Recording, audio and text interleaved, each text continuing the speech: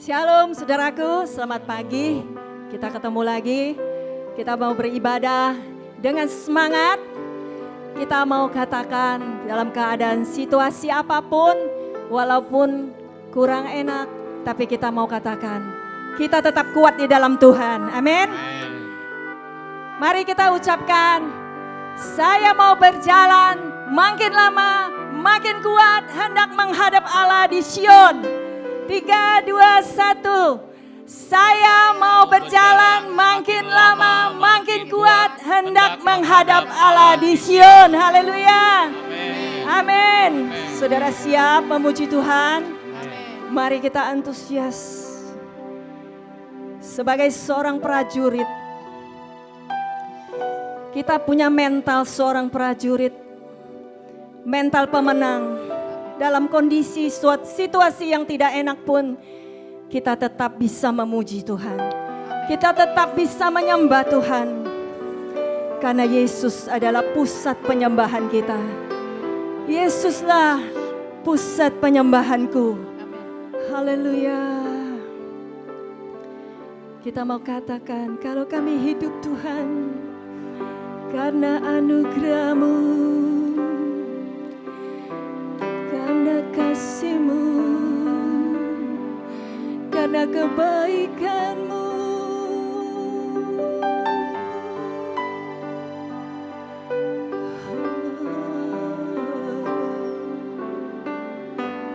Ku hidup karena anugerah-Mu. Ku hidup karena kasih-Mu.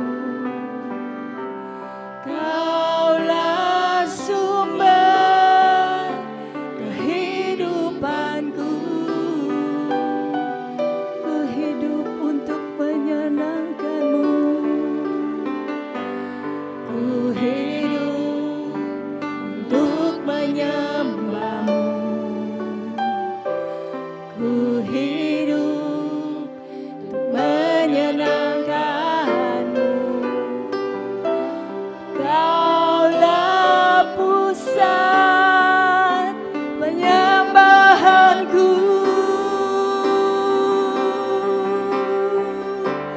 Kau yang layak.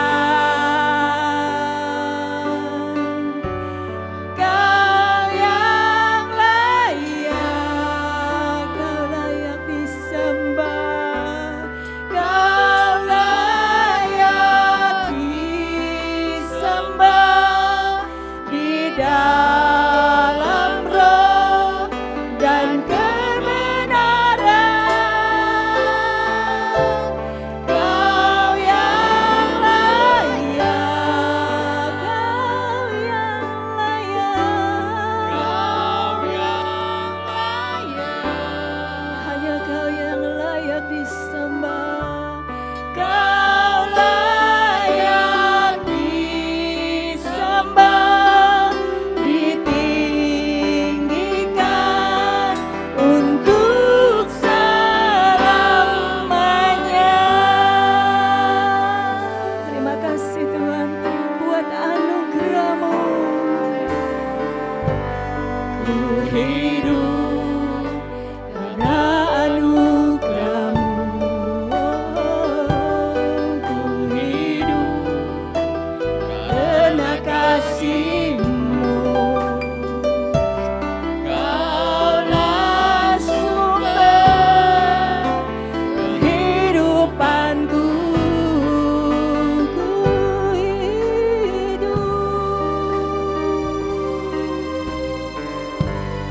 Ku hidup untuk menyembah-Mu. Ku hidup untuk menyembah.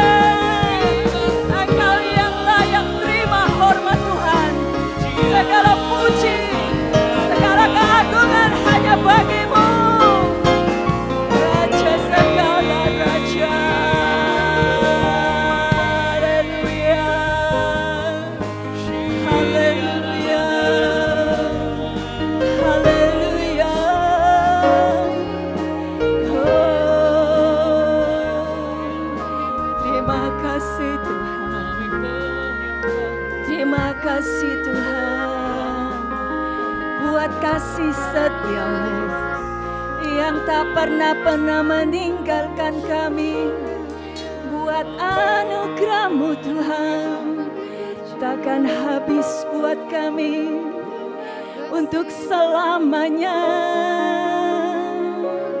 Kami mau katakan Kau tetap Allah selama-lamanya, Kau tetap Allah selama-lamanya.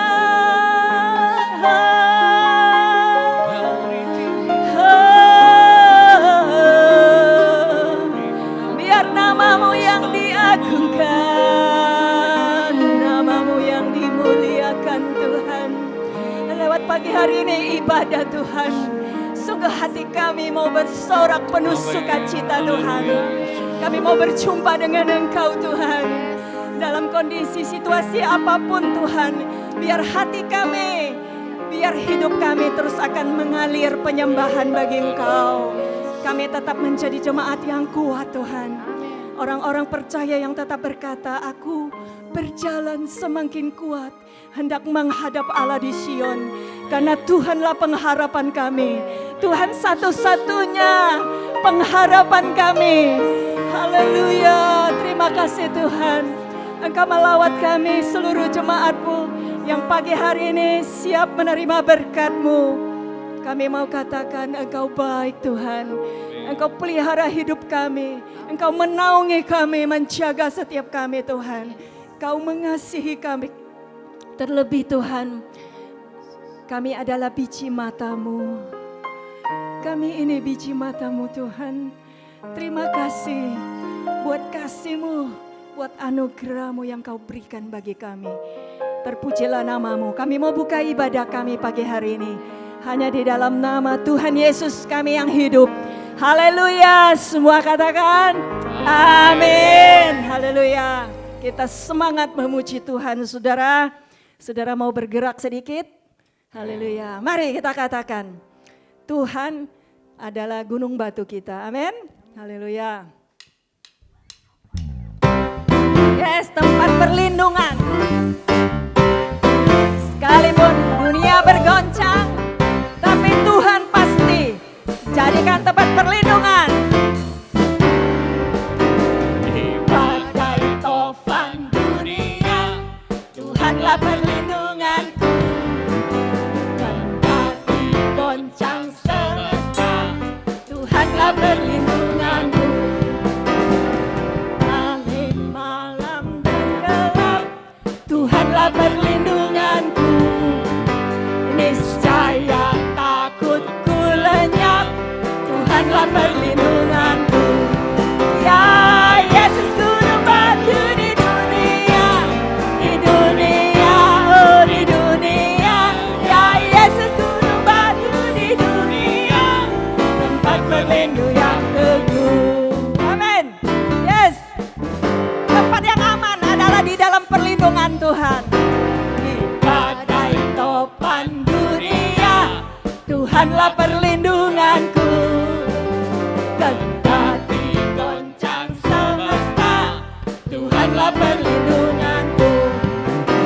Baik siang maupun malam gelap, Tuhanlah perlindunganku. Niscaya takutku lenyap, Tuhanlah perlindunganku. Ya Yesus gunung batu di dunia, oh di dunia. Ya Yesus gunung batu di dunia, tempat berlindung yang teguh. Ya Yesus gunung batu di dunia, oh di dunia. Ya Yesus gunung batu di dunia, tempat berlindung yang teguh. Katakan ya Yesus gunung batu di dunia, oh di dunia. Ya Yesus gunung batu di dunia, tempat berlindung yang teguh. Tempat berlindung yang teguh. Tempat berlindung yang teguh. Amin. Haleluya. Haleluya. Saudara percaya Hanya Yesus satu-satunya pengharapan kita. Jangan pernah goyah, tetap percaya. Harapan kita satu-satunya Dia. Amin. Kami mau katakan Tuhan, kami mau pegang janji-Mu. Haleluya. Yesuslah pengharapanku di tengah badai hidup. Padamu aku percaya, ku pegang janji-Mu. Dapat kemenangan di dalam nama-Mu. Yesuslah pengharapanku di tengah badai hidup. Kepadamu aku percaya, ku pegang janji-Mu. Ku dapat kemenangan di dalam nama-Mu. Yesus, aku percaya. Yesus, aku percaya. Sungguh tiada yang mustahil bagimu. Yesus, aku percaya. Yesus, aku percaya. Pasti ku dapat mujizat yang besar. Aku percaya. Amin. Yesuslah pengharapanku di tengah badai hidup. Kepadamu aku percaya, ku pegang janji-Mu. Ku dapat kemenangan di dalam nama-Mu. Yesus, aku percaya.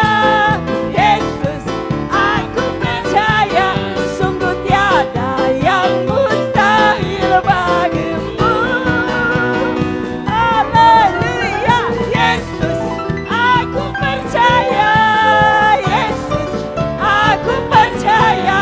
Pasti ku dapat mujizat yang besar.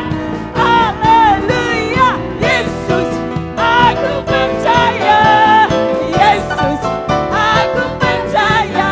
Sungguh tiada yang mustahil bagimu. Amin. Yesus, aku percaya. Yesus, aku percaya. Pasti ku dapat mujizat yang besar. Aku percaya. Aku percaya. Aku percaya. Haleluya. Kami percaya Tuhan. Kami boleh melihat Tuhan mukjizat terjadi dalam hidup kami. Haleluya. Haleluya. Karena kami tahu Tuhan, pengharapan kami tidak ada yang sia-sia. Pengharapan orang benar akan menjadi sukacita. Haleluya. Sebab kasih Allah melingkupi kami. Dan rencana Allah tidak pernah gagal dalam hidup kami. Bahkan Tuhan membuat, menjadikan lebih baik. Haleluya. Haleluya. Kasih-Mu, karya-Mu nyata dalamku. Kau pegang, Kau pegang hidupku dalam tangan-Mu. Darah-Mu, darah-Mu, salib-Mu tebus hidupku. Nama-Mu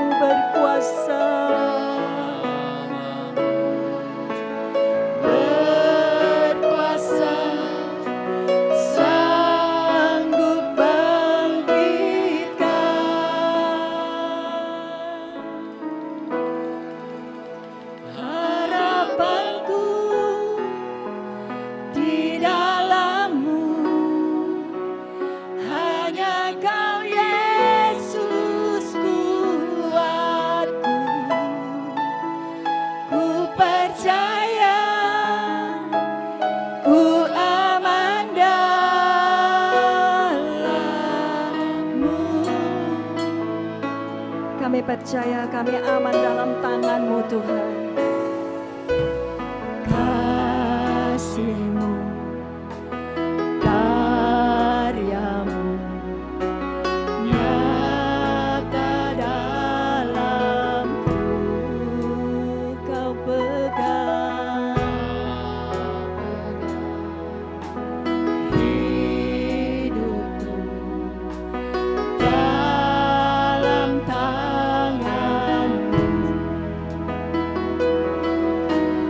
Darah-Mu, salib-Mu tebus hidupku, nama-Mu berkuasa. Berkuasa, sanggup bangkitkan harapanku, harapanku di dalam-Mu. Hanya Kau Yesus kuatku.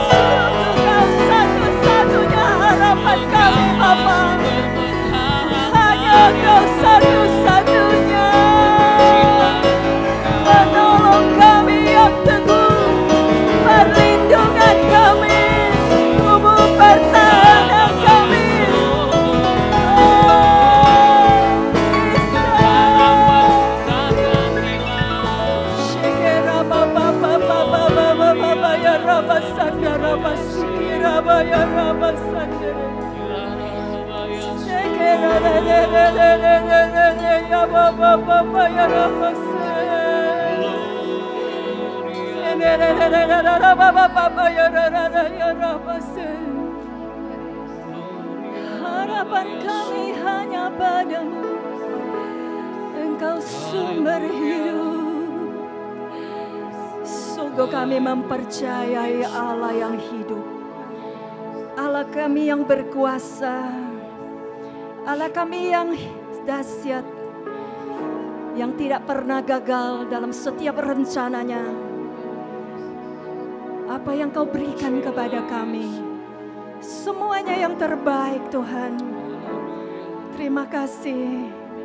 Terima kasih. Buat pagi hari ini kami dapat memuji dan menyembah Engkau Tuhan. Kami masih dalam keadaan sehat karena perlindungan Tuhan. Kau tetap menjaga kami Tuhan, melindungi kami Tuhan. Setiap jemaat-Mu dalam kuasa naungan-Mu. Dan kami percaya kami akan bertemu hari-hari yang tepat yang Tuhan sudah izinkan. Berkati kami semua Tuhan yang begitu rindu untuk bersama-sama beribadah. Tapi kami percaya sekalipun lewat live streaming, lewat online, bahwa hadirat Allah tidak akan kurang satu apapun. Engkau tetap dapat menjamah. Kami tetap dapat merasakan hadirat-Mu Tuhan. Kami tetap dapat menyembah-Mu. Haleluya. Terima kasih Tuhan. Sebentar kami akan mendengar firman-Mu. Mari berbicara kepada kami. Teguhkan setiap hati kami Tuhan lewat firman-Mu yang mengajarkan kami untuk lebih bijaksana.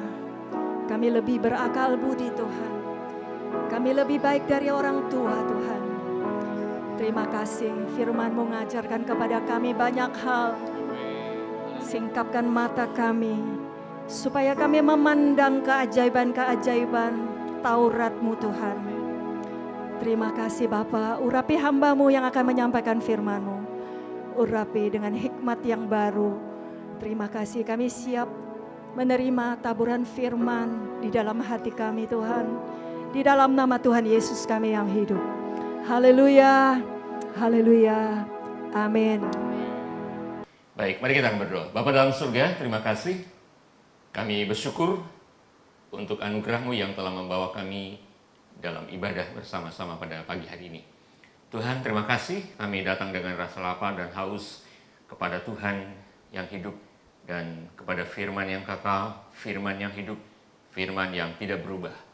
Tuhan, urapilah kebenaran firman-Mu dan biarlah Engkau menyatakan isi hati-Mu buat kami sehingga firman-Mu selalu menuntun langkah-langkah hidup kami untuk mengalami Tuhan secara pribadi. Terima kasih Bapa, hamba serahkan seluruh pemberitaan firman sampai pada akhirnya di dalam nama Tuhan Yesus Kristus. Haleluya. Amin.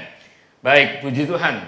Saudara yang kasih oleh Tuhan, mari kita akan membuka Alkitab kita di dalam 1 Raja-Raja pasal 17. Minggu yang lalu kita sudah membaca dari ayat 1 sampai ayat yang ke-24 dengan tema yang sama seperti hari ini, dan juga minggu lalu adalah hidup dari firman. Katakan bersama dengan saya, hidup dari firman. Sekali lagi, hidup dari firman. Ya, inilah bagian kedua. Mari kita akan melihat, kalau minggu lalu bersama-sama kita menelah dari ayat 1 sampai ayat yang ke-6 mengenai Elia yang ada di tepi sungai Kerit. Dan hari ini saya akan membelah menjadi dua bagian lagi dari satu, yaitu yang pertama mengenai Elia di Sarfat atau Elia bersama-sama dengan janda di Sarfat. Mari saya akan bacakan ayat 7 sampai ayat yang ke-16. Demikian firman Tuhan. Tetapi sesudah beberapa waktu sungai itu menjadi kering, sebab hujan tiada turun di negeri itu. Maka datanglah firman Tuhan kepada Elia, bersiaplah, pergilah ke Sarfat dan yang termasuk wilayah Sidon, dan diamlah di sana. Ketahuilah, aku telah memerintahkan seorang janda untuk memberi engkau makan. Sesudah itu ia bersiap, lalu pergi ke Sarfat. Setelah ia sampai ke pintu gerbang kota itu, tampaklah di sana seorang janda sedang mengumpulkan kayu api. Ia berseru kepada perempuan itu, katanya, "Cobalah ambil bagiku sedikit air dalam kendi, supaya aku dapat minum." Ketika perempuan itu pergi mengambilnya, ia berseru lagi, "Cobalah ambil juga bagiku sepotong roti." Perempuan itu menjawab, "Demi Tuhan Allahmu yang hidup, sesungguhnya tidak ada roti padaku sedikit pun, kecuali segenggam tepung dalam tempayan dan sedikit minyak dalam buli-buli. Dan sekarang aku sedang mengumpulkan 2-3 potong kayu api. Kemudian aku mau pulang dan mengolahnya bagiku dan bagi anakku. Dan setelah kami memakannya, kami akan mati." Tetapi Elia berkata kepadanya, "Janganlah takut, pulanglah, buatlah seperti yang kau katakan. Tetapi buatlah lebih dahulu bagiku sepotong roti bundar kecil daripadanya, dan bawalah kepadaku. Kemudian barulah kau buat bagimu dan bagi anakmu. Sebab beginilah firman Tuhan Allah Israel, tepung dalam tempayan itu tidak akan habis, dan minyak dalam buli-buli itu pun tidak akan berkurang, sampai pada waktu Tuhan yang memberi hujan ke atas muka bumi." Lalu pergilah perempuan itu dan berbuat seperti yang dikatakan Elia. Maka perempuan itu dan dia serta anak perempuan itu mendapat makan beberapa waktu lamanya. Tepung dalam tempayan itu tidak habis dan minyak dalam buli-buli itu tidak berkurang, seperti firman Tuhan yang diucapkannya dengan perantaraan Elia. Puji Tuhan, hari ini kita melihat ada firman dari Tuhan kepada Elia, yaitu di dalam ayat yang ke-10. "Bersiaplah, pergi ke Sarfat yang termasuk wilayah Sidon, dan diamlah di sana." Ya. Nah, saudara-saudara, Elia diperintahkan untuk pergi ke Sarfat. Jadi Sarfat itu termasuk wilayah Sidon. Ya. Menurut catatan, Sidon adalah kota kuno di pantai timur Laut Mediterania. Jadi pada zaman Tuhan Yesus, kota ini dikenal sebagai kota yang kaya, menjadi tempat tinggal orang-orang jahat. Bahkan menurut tradisi, Sidon adalah kota Venesia yang pertama dibangun dan menjadi kubu pertahanan utama bangsa Kanaan. Ya, saudara-saudara, Tuhan memerintahkan Elia untuk pergi ke satu wilayah yang baru, satu wilayah yang menyembah bukan kepada Jehovah, menyembah kepada banyak Allah. Dan di dalam ayat yang ke-7 dikatakan begini, "Tetapi sesudah beberapa waktu, sungai itu menjadi kering, sebab hujan tiada turun di negeri itu."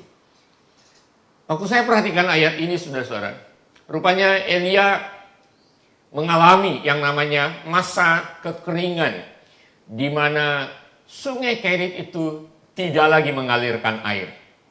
Nah, walaupun sungai Kerit itu tidak mengalirkan air atau ada di dalam masa kekeringan, alasannya adalah firman Tuhan mencatat karena hujan tidak turun di negeri itu. Saya melihat Elia tetap stay di sana. Elia tetap ada di tepi sungai Kerit. Elia mengetahui bahwa dia tidak akan tinggalkan sungai Kerit itu walaupun tidak ada air, kecuali kalau Tuhan memerintahkannya. Nah, disinilah saya melihat bahwa Elia adalah seorang yang hidup dari firman. Seorang yang akan bergerak karena firman. Seorang yang akan melakukan sesuatu karena firman. Karena Elia tahu bahwa berada di tepi sungai Kerit itu adalah masa isolasi. Masa Tuhan mengasingkan Elia dari berbagai hal. Menyembunyikan Elia. Ada tujuan-tujuan pribadi Allah kepada Elia. Allah akan mempersiapkan Elia dengan banyak hal, tentunya juga dengan kebenaran-kebenaran firman Tuhan. Dan Elia tahu bahwa berada di tepi sungai Kerit, walaupun ada di masa kekeringan, maka Elia mengenal ini adalah masa untuk meditasi. Artinya inilah masa untuk menyendiri dengan Tuhan. Nah, Sarfat itu berarti tempat peleburan. Ya, Sarfat berasal dari kata kerja Ibrani yang artinya melebur. Kemudian yang menarik lagi, kata benda dari Sarfat itu berarti ujian. Jadi saudara-saudara, Sarfat itu adalah tempat yang diciptakan oleh Tuhan untuk Elia. Tempat yang disediakan Tuhan untuk Elia. Di Sarfat itu ditempatkan seorang Elia yang akan diajar oleh Tuhan menjadi seorang yang hidup dari firman. Hidup di dalam firman, hidup karena firman. Dan di Sarfat itulah Tuhan akan memurnikan Elia. Ada ujian demi ujian yang dihadapi oleh Elia.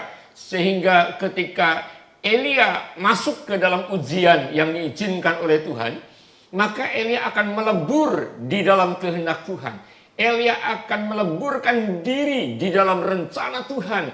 Sehingga ujian ini akan dijalani oleh Elia yang pernah, saudara-saudara, yang pernah diam di tepi sungai Kerit.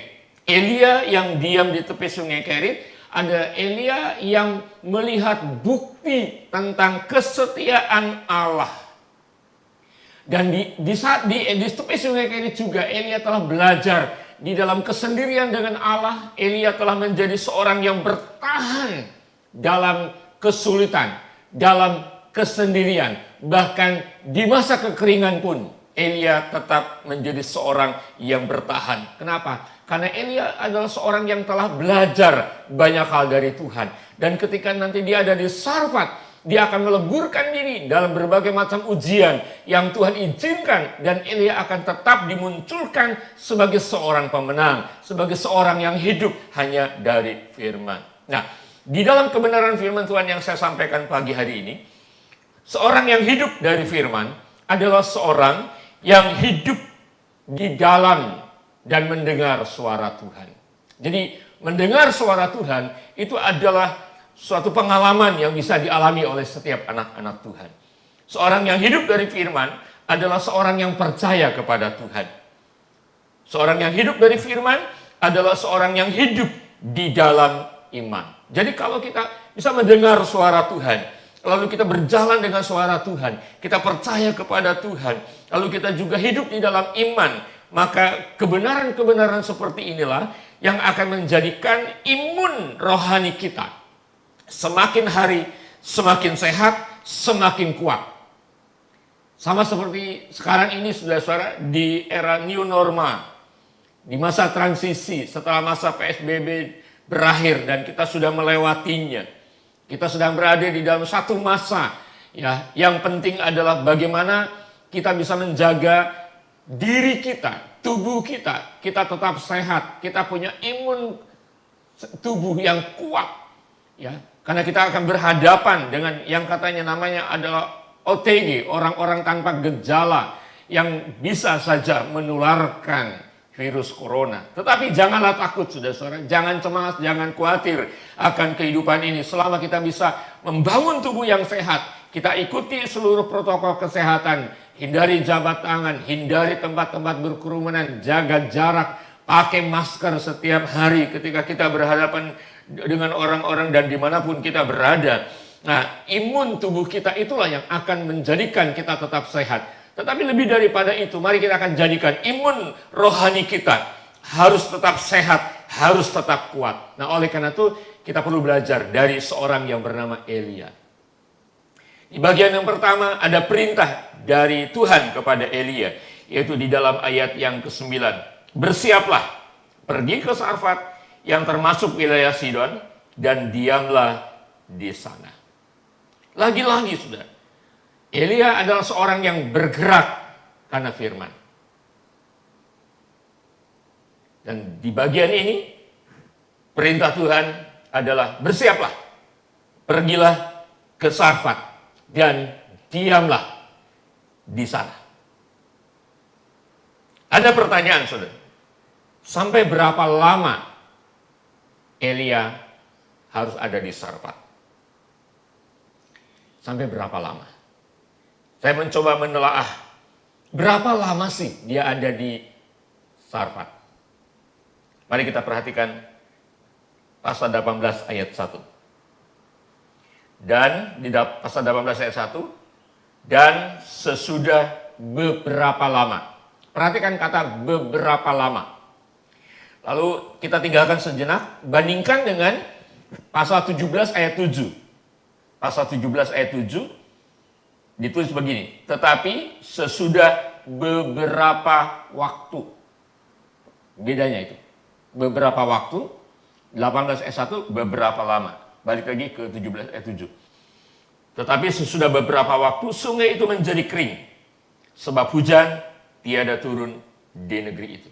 Jadi Elia untuk beberapa waktu masih tetap ada di tepi sungai Kerit. Walaupun sungainya sudah kering. Wah, ini luar biasa. Dia luar biasa taat, saudara. Dia setia sama Tuhan. Untuk beberapa waktu dia tetap ada di sana.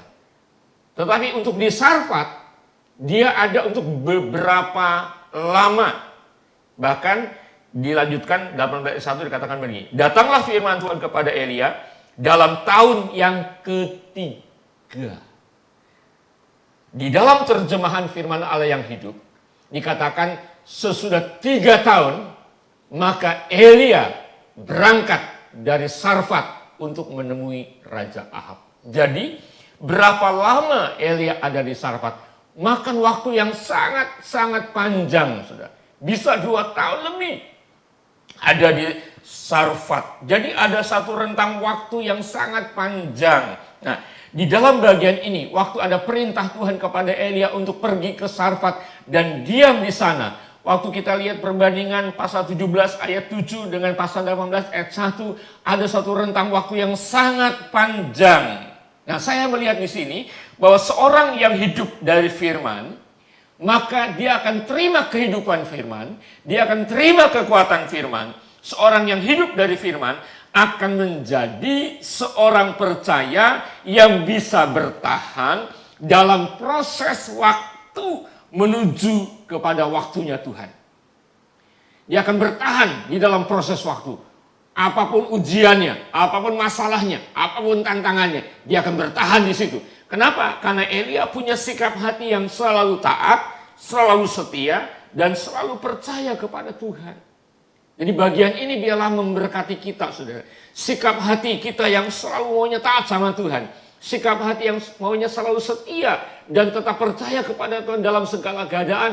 Maka firman itu akan menjadi kekuatan untuk kita bisa bertahan di dalam proses waktunya Tuhan. Untuk meleburkan kehidupan kita menjadi sebuah kehidupan yang bisa berjalan di dalam firman dan melihat pertolongan Tuhan. Dan berikutnya dikatakan lagi di dalam firman Tuhan, selain ada perintah dari Tuhan kepada Elia, ada juga janji, yaitu di dalam ayat yang ke-9 tadi. Ketahuilah, aku telah memerintahkan seorang janda untuk memberi engkau makan. Waktu Elia mendengar janji ini, wow, dia akan mengatakan terima kasih Tuhan. Dia sudah belajar setia kepada Tuhan. Tuhan sudah kasih janji, kalau kamu ada di tepi sungai Kerit, burung gagak akan datang membawa roti dan daging bagimu. Elia sudah melihat, Elia sudah mengalami penggenapan janji Tuhan. Dan sekarang ketika dia akan berangkat ke Sarfat, Tuhan pun kasih janji. Ketahuilah, aku telah, katakan telah, aku telah memerintahkan seorang janda untuk memberi engkau makan.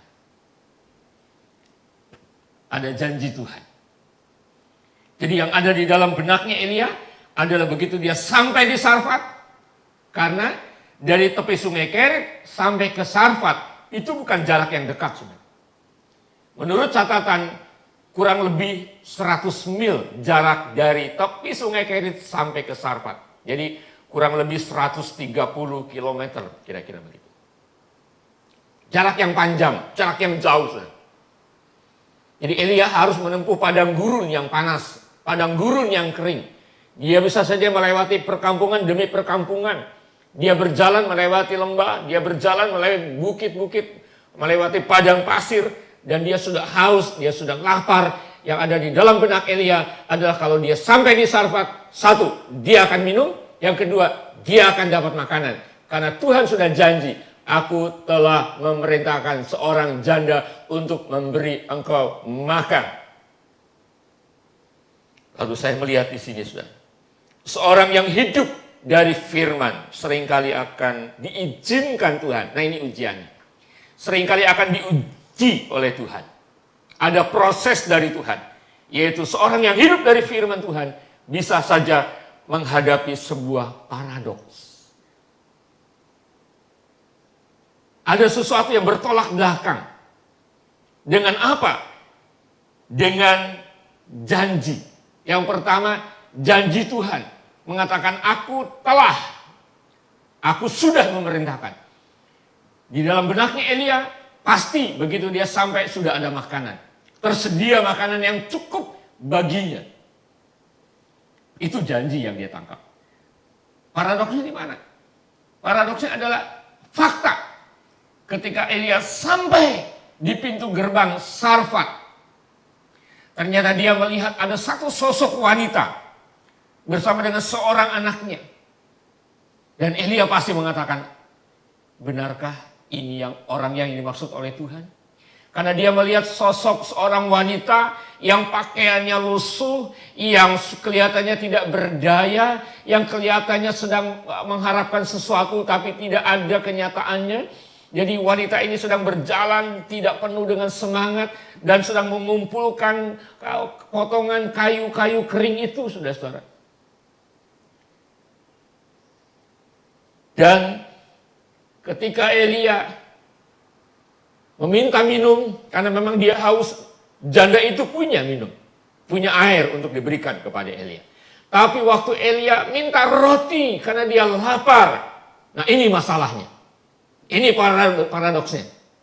Tuhan bilang, aku telah memerintahkan. Yang ada di dalam benaknya Elia, pasti janda ini sudah punya sesuatu. Tapi fakta, ketika Elia melihat janda ini tidak punya apa-apa selain segenggam tepung yang sedikit dan sedikit minyak dalam buli-buli. Itu pun kalau diolah menjadi roti hanya cukup untuk janda itu dan anaknya. Untuk orang lain gak ada. Ini sebuah paradoks. Jadi Elia menghadapi ujian yang namanya kesan pertama. Kesan pertama tentang janji Tuhan adalah, wah, luar biasa. Kalau dulu ada burung gagak kirim roti, kirim daging, sekarang pun kalau aku tiba di Sarfat, pasti janda itu sudah punya sesuatu. Tapi kenyataannya enggak. Bukankah kita juga seringkali bisa saja menghadapi ujian seperti itu dengan kesan pertama?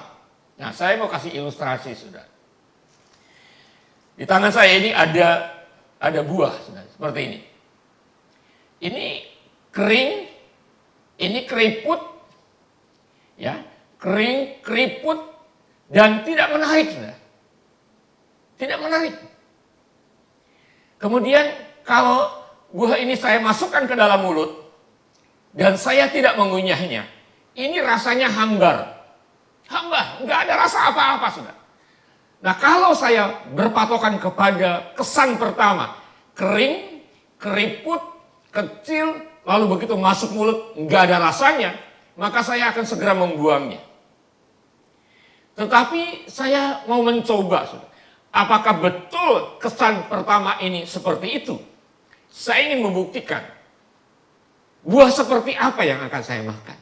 Kalau buah ini masuk ke dalam mulut saya, lalu saya mengunyahnya, itu akan membuktikan apakah bagian luarnya juga akan sama dengan bagian dalamnya, atau bagian luarnya sangat berbeda sekali dengan yang ada di dalamnya. Lalu usaha saya adalah, saya akan menggigit buah ini, saya akan mengunyahnya. Begitu menggigit dan mulai mengunyah dengan kunyahan yang pertama, wow, buah ini ternyata rasanya manis, legit. Lalu kalau saya minum bersama dengan teh panas, lalu rasanya segar, saudara. Dari situ saya belajar bahwa kesan pertama saya bisa menipu. Kesan pertama saya bisa salah. Yang kering, keriput, dan begitu masuk ke dalam mulut dibiarkan hambar. Ternyata buah ini lezat rasanya. Lalu pertanyaan buat saudara yang ada di rumah. Buah apa namanya? Saudara ketik ya di WA, kirim. Ini Pak nama buahnya. Nah, kita lanjut. Elia juga begitu, saudara. Dia diuji oleh kesan pertama bahwa janda ini tidak meyakinkan. Bagaimana mungkin Tuhan memakai janda ini? Bagaimana mungkin apa kebutuhan Elia akan terpenuhi oleh janda ini? Karena dia tidak punya apa-apa, saudara.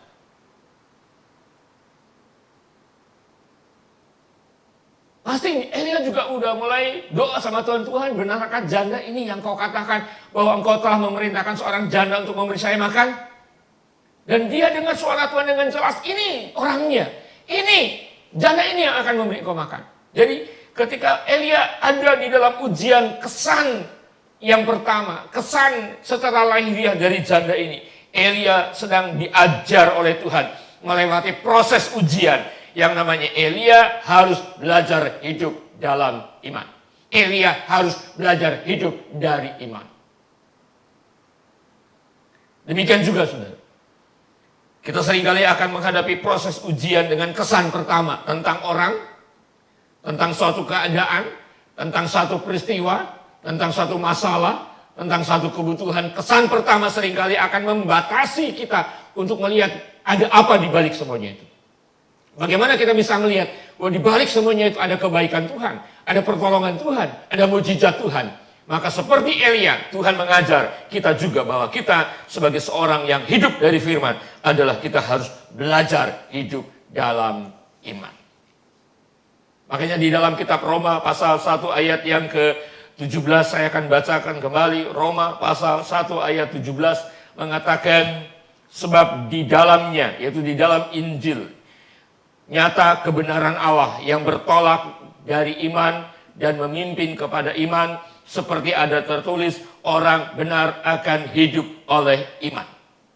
Jadi waktu Elia diajar oleh Tuhan untuk dia belajar hidup dari iman, iman selalu akan membawa kita jauh melampaui kesan mata jasmani kita.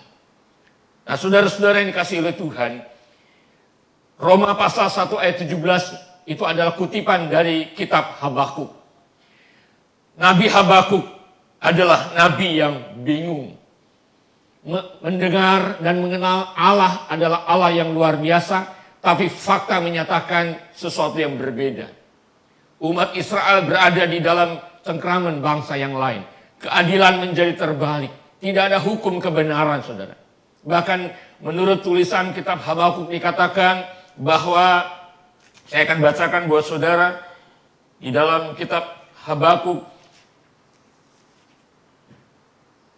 Nabi ini mengatakan begini, bahwa pohon ara tidak berbunga, kemudian pohon anggur tidak berbuah, pohon zaitun hasilnya juga mengecewakan, ladang-ladang pun tidak menghasilkan makanan, bahkan kambing domba sudah terhalau dari kurungan, bahkan tidak ada lembu sapi di dalam kandang, saudara.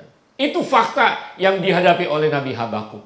Tetapi waktu dia belajar hidup dengan iman, maka semuanya itu diakui oleh Nabi Habakuk demikian. Sekalipun pohon ara tidak berbunga, pohon anggur tidak berbuah, hasil pohon zaitun mengecewakan, sekalipun ladang-ladang tidak menghasilkan bahan makanan, kambing domba terhalau dari kurungan, dan tidak ada lembu sapi dalam kandang, namun aku akan bersorak-sorak di dalam Tuhan, beria-ria di dalam Allah yang menyelamatkan aku. Allah Tuhanku itu kekuatanku. Ia membuat kakiku seperti kaki rusa, dan ia membiarkan aku berjejak di bukit-bukitku.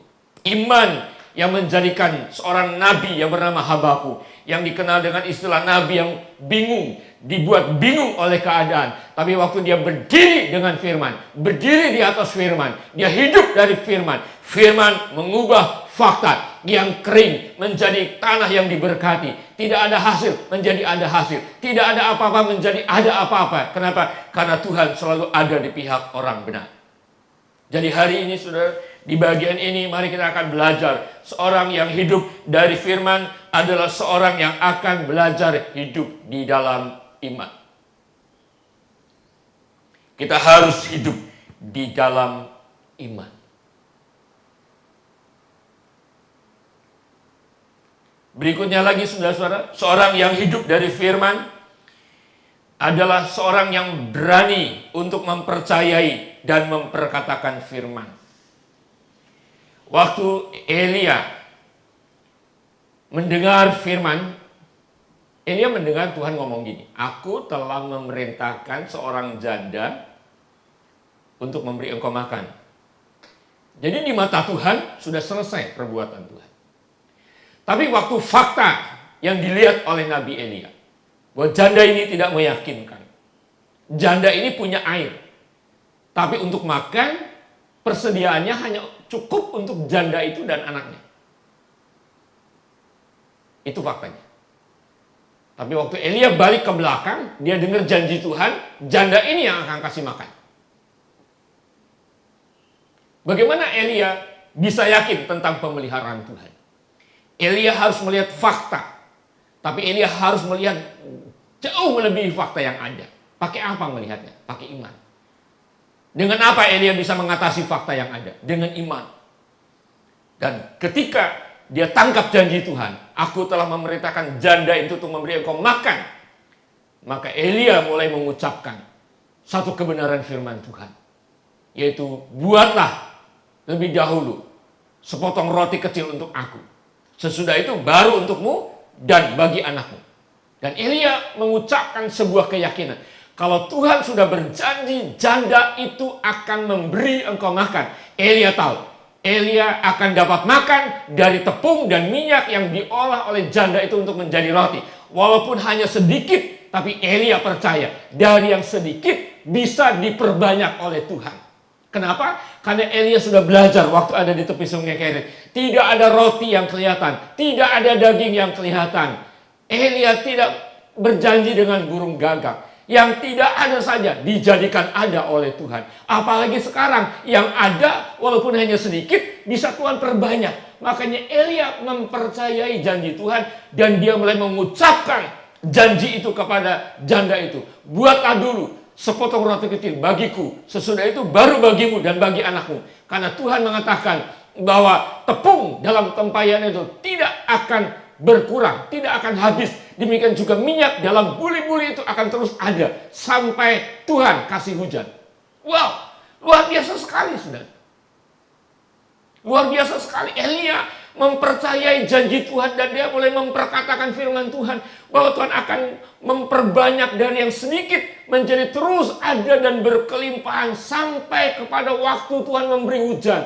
Jadi ada tenggang waktu yang sangat lama. Elia percaya di dalam masa ujian itu dia akan melihat kembali pemeliharaan Allah.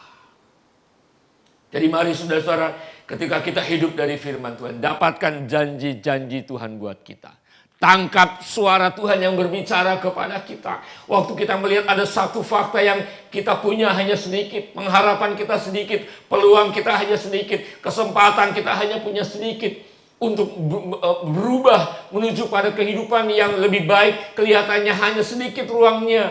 Tetapi mari kita akan memperkatakan firman Tuhan bahwa bagi Tuhan tidak ada yang mustahil. Tuhan selalu akan peduli kepada orang-orangnya yang punya sikap hati yang selalu taat, selalu setia dan selalu percaya. Dan waktu janda itu taat sama Tuhan, dikatakan oleh firman Tuhan di dalam ayat yang ke-15. Lalu pergilah perempuan itu dan berbuat seperti yang dikatakan Elia. Maka perempuan itu dan dia serta anak perempuan itu mendapat makan beberapa waktu lamanya. Tepung dalam tempayan itu tidak habis dan minyak dalam buli-buli itu tidak berkurang. Perhatikan ini. Seperti firman Tuhan yang diucapkannya dengan perantaraan Elia. Waktu Elia mengucapkan bahwa tepung dalam tempayan, minyak dalam buli-buli tidak akan habis.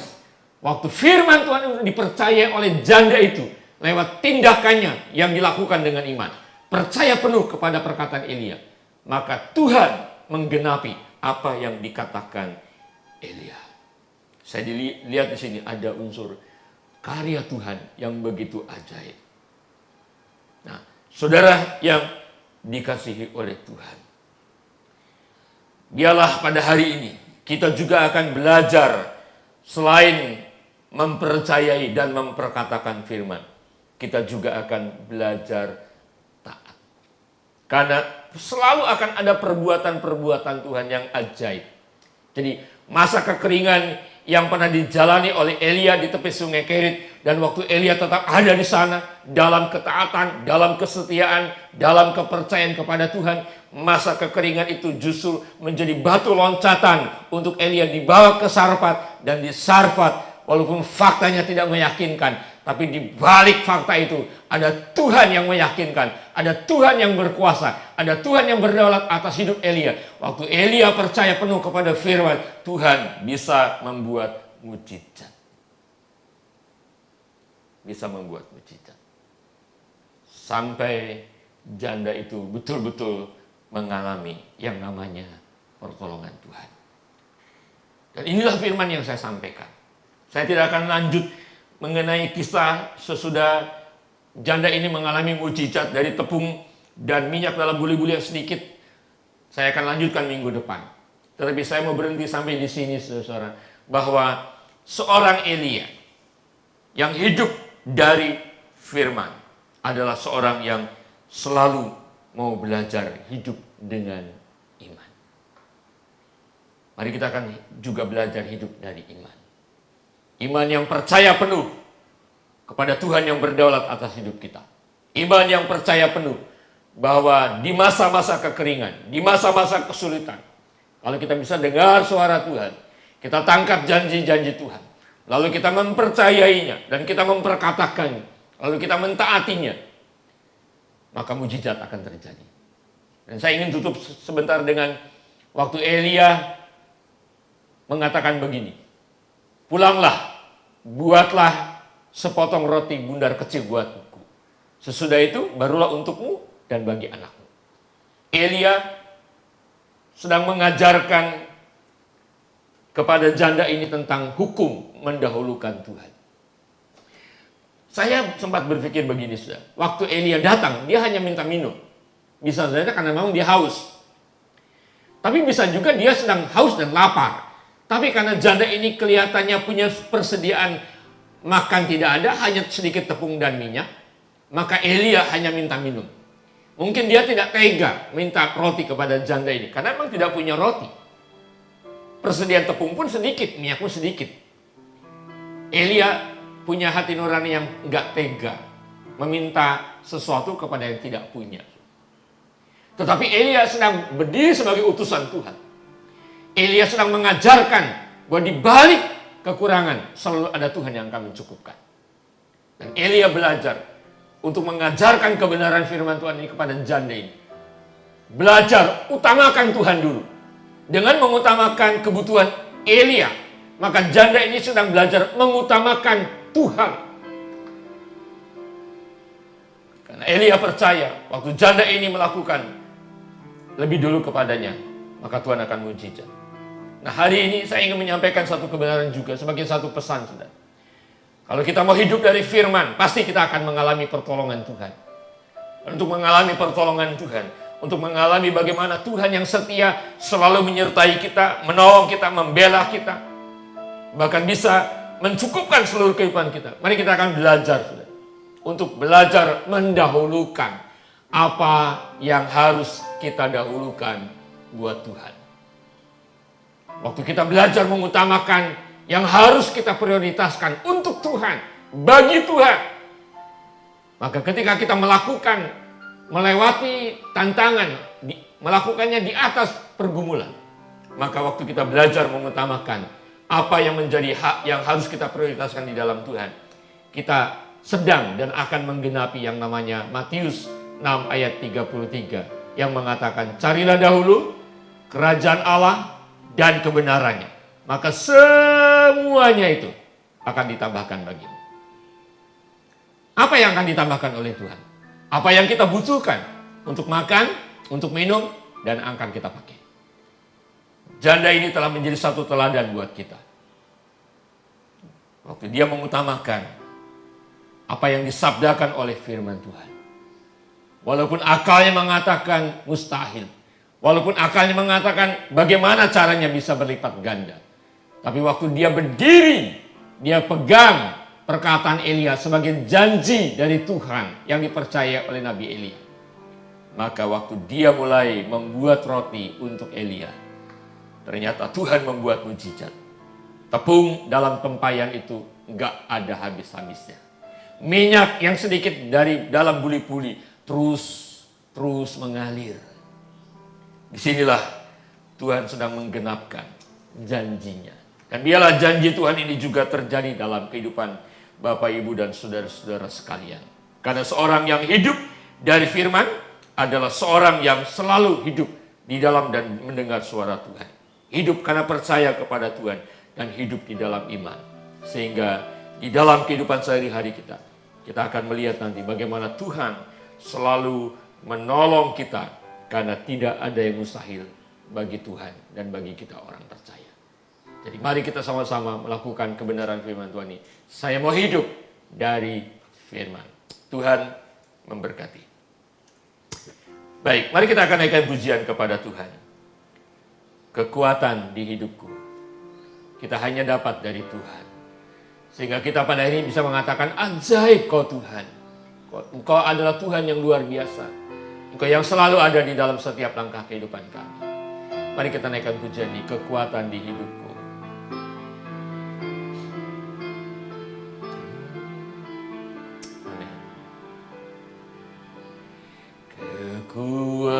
Kekuatan di hidupku, ku dapat dalam Yesus. Dia tak pernah tinggalkanku, setia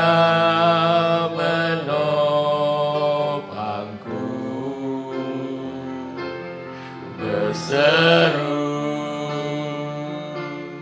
berharap dalam Yesus. Katakan kembali, kekuatan di hidupku. Haleluya. Kekuatan di hidupku, ku dapat dalam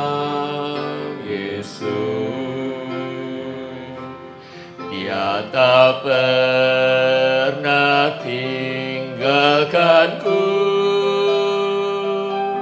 setia menopangku,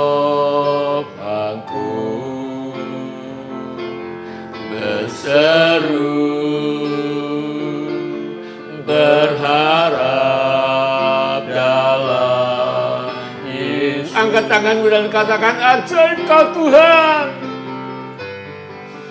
Ajaib kau Tuhan, penuh kuasa, sanggup pulihkan keadaanku. Dalam tanganmu seluruh hidupku tak akan goyah. Katakan ajaib kau Tuhan. Ajaib kau yes. Tuhan. Amen. Yes. Yes Tuhan. Engkau sanggup memulihkan setiap anak-anakmu. Yes. Bahkan dalam tanganmu Tuhan. Dalam tangan. Yes. Engkau selalu pelihara kami. Engkau selalu menopang hidup kami. Dan kami tidak akan pernah goyah mempercayai Engkau. Karena Engkau ajaib. Katakan lagi. Ajaib kau Tuhan, penuh kuasa, sanggup pulihkan keadaanku. Dalam tanganmu seluruh hidupku tak akan goyah, akan goyah, tak akan goyah, selamat akan.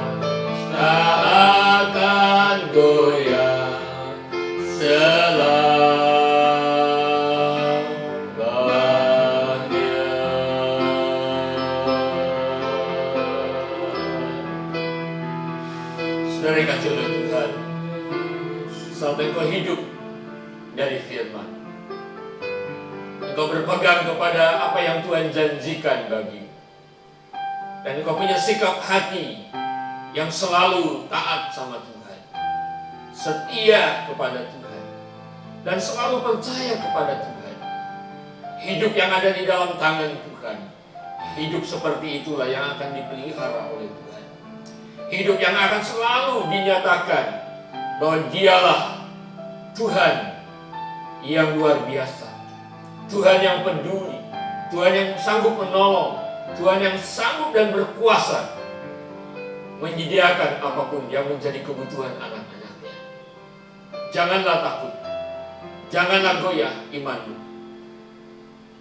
Berpeganglah kepada firman, karena firman Tuhan adalah janji-janji Tuhan yang akan digenapi oleh Tuhan pada waktunya dengan penuh keajaiban. Bapa, terima kasih Tuhan. Kalau hari ini pun kami terima kebenaran firman-Mu dari seorang Elia yang hidup hanya dari firman. Waktu dia berjalan di dalam firman, hidupnya ditopang oleh firman, hidupnya dikuasai oleh firman. Firman-Mu yang menarik turun berbagai macam mujizat terjadi dalam kehidupannya, menjadikan Elia seorang yang bisa melebur di dalam kehendak Tuhan. Walaupun ada ujian, walaupun ada proses, tapi Elia seorang yang hidup dari firman, menjadi seorang pemenang di dalam segala sesuatu. Tuhan, terima kasih. Hamba berdoa buat seluruh umat-Mu di keluarga mereka masing-masing yang sedang beribadah pada pagi hari ini. Nyatakan lawatan-Mu ya Bapa, nyatakan jamahan-Mu ya Allah. Tanamkan kebenaran firman-Mu ini Tuhan, meteraikan ya Roh Kudus, sehingga firman ini menjadi janji-janji yang menghidupkan pengharapan kami, membangkitkan dan menguatkan iman yang selalu membuat kami hanya percaya kepada Tuhan di dalam segala sesuatu. Maka Tuhanlah yang akan menyatakan kehebatan firman-Mu di dalam kehidupan kami. Terima kasih Bapa. Seluruh hidup kami taruhkan ke dalam tangan-Mu, sehingga inilah yang akan membuat kami tidak akan goyah dalam iman, dalam pengharapan sampai selama-lamanya. Terima kasih Bapa. Di dalam nama Tuhan Yesus kami berdoa dan mengucap syukur. Haleluya. Amin. Amin. Amin. Amin. Baiklah, saudara yang kasih oleh Tuhan, kita sudah menyelesaikan ibadah online pada hari ini. Mari kita akan terus bawa di dalam doa, sehingga segala sesuatunya Tuhan yang menolong, dan Tuhan juga yang akan membawa kita satu kali kelak beribadah bersama-sama di dalam rumahnya. Dan kita akan terus jaga kesehatan kita masing-masing, jadikan imun tubuh kita tetap sehat, tetap kuat, dan jangan lupa juga jadikan imun rohani kita tetap sehat, tetap kuat, supaya hidup kita berdampak dimanapun. Baik, sampai jumpa di ibadah berikutnya, dan mari kita akan akhiri ibadah kita pada hari ini. Bapa di dalam surga, terima kasih untuk ibadah yang boleh membawa kami dekat kepada Tuhan, berjumpa dengan Tuhan. Terima kasih untuk seluruh pelayan-pelayan-Mu yang telah melayani Tuhan dan melayani kami hari ini. Berkatilah mereka Tuhan. Dan terima kasih Bapa, seluruh hidup kami taruhkan dalam tangan-Mu. Berkatilah untuk Indonesia, berkati juga Tuhan untuk para tenaga medis, berkati juga untuk Jakarta, biar Tuhan juga yang akan menolong di dalam segala sesuatunya. Berkati gereja-gereja, berkati seluruh umat Tuhan dimanapun berada, senantiasa ada di dalam perlindungan-Mu, di dalam penyertaan-Mu. Terima kasih Tuhan, ini hidup kami taruhkan dalam tangan-Mu, dan biarlah ketika kami mengakhiri ibadah pada hari ini, kami akan terima berkat dari Engkau. Saudara-saudara yang kasih oleh Tuhan, arahkan hatimu kepada Tuhan, dan terimalah berkat damai sejahtera dari Allah Bapa yang maha tinggi, yang maha kuasa, anugerah dari Yesus Kristus, Tuhan yang hidup, Tuhan kekuatan-Mu, Tuhan perisai-Mu, dan Roh Kudus sebagai penolong yang agung, terus mengurapi Engkau, dan selalu akan menuntun setiap langkah hidup kita, penuh dengan kemenangan, berlimpah dengan sukacita. Hidup kita ada di dalam penjagaannya, di dalam pemeliharaannya. Setiap hari kita akan selalu berlimpah menikmati kebaikan Tuhan. Seluruh berkat ilahi tercurah menyertai sampai Maranatha, Tuhan datang kembali. Haleluya. Amin. Tuhan memberkati.